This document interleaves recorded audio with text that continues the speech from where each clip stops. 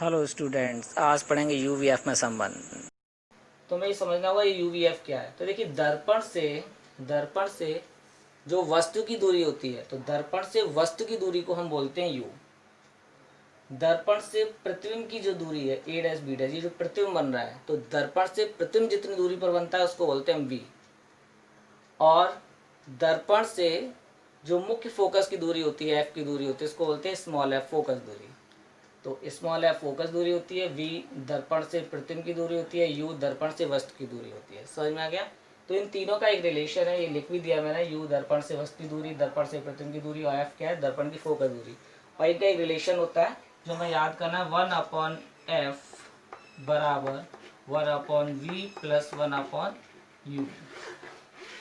यानी किसी भी दर्पण की जो फोकस दूरी है, 1/a फोकस दूरी बराबर 1/v प्लस 1/u। ये सूत्र है, इस सूत्र को हम यूज़ करेंगे। इस सूत्र को यूज़ करने से पहले हमें पता होना चाहिए कि ये यूवी जो एफ है उनको हमें चिन्ह सहित रखना है। तो इस चिन्ह सहित के लिए हमें चिन्ह परपाटी समझनी होगी कि किसी भी दर्पण में ये चिन्ह क्या क्या हो सकते हैं। तो देखिए, अवतल दर्पण, उत्तल दर्पण है। अगर हम इस दर्पण के ध्रुव P को, जिस तरह से आपने मैथ में पढ़ते हैं, कोऑर्डिनेट निर्देशांक, ये होता है मूल बिंदु, मूल बिंदु से इधर होता है माइनस, ये होता है प्लस, ऐसे ऊपर होता है प्लस और नीचे क्या होता है माइनस। सेम यहाँ पर भी इस मूल बिंदु को यहाँ मानेंगे ध्रुव पर। ध्रुव से इधर की जितनी दूरियां हैं वो सभी हमारी प्लस होंगी, इधर की जितनी दूरियां हैं, सॉरी, इतनी इधर की सारी दूरियां माइनस में होंगी, इधर की सारी दूरियां प्लस में होंगी। ऐसे इससे ऊपर की सारी दूरियां प्लस होंगी, नीचे की सारी दूरियां माइनस होंगी।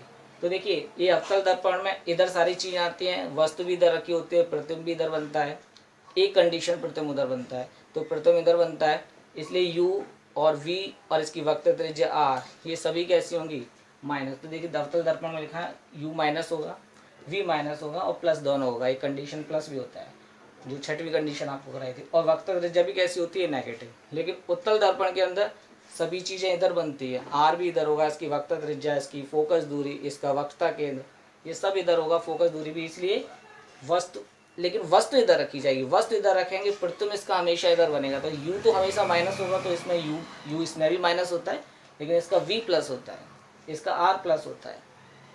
इसमें जो आपको प्रतिबिंब बनने की कंडीशन होती है वो एक ही होती है, प्रतिबिंब हमेशा छोटा बनता है, सीधा बनता है, आभासी बनता है, इसलिए एम का मान हमेशा 1 से कम मिलता है। इसमें जो एम का मान है वो आपका 1 भी मिल सकता है, क्योंकि वस्तु और प्रतिबिंब बराबर लंबाई के भी होते हैं।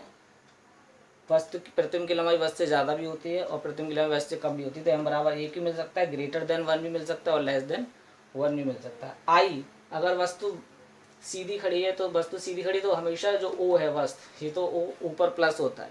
प्रतिबिंब अगर उल्टा बन रहा है तो आई कैसा होगा, माइनस होगा। अगर प्रतिबिंब सीधा बन रहा है तो आई कैसा होगा, प्लस होगा।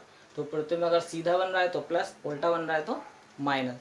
तो इन फॉर्मूलों को यूज़ करने के लिए ये सारी जो टर्म है, यू वी एफ है, ये सभी चीज़ें माइनस और प्लस चिन्ह के साथ रखनी पड़ती है। अगर पूछा जाए, मान लीजिए कि अवतल दर्पण की फोकस दूरी क्या होती है, तो इसकी फोकस दूरी की बात करेंगे, तो इसकी फोकस दूरी कैसी है, नेगेटिव है। तो अवतल दर्पण की फोकस दूरी कैसी होती है, अवतल दर्पण की फोकस दूरी नेगेटिव होती है, माइनस।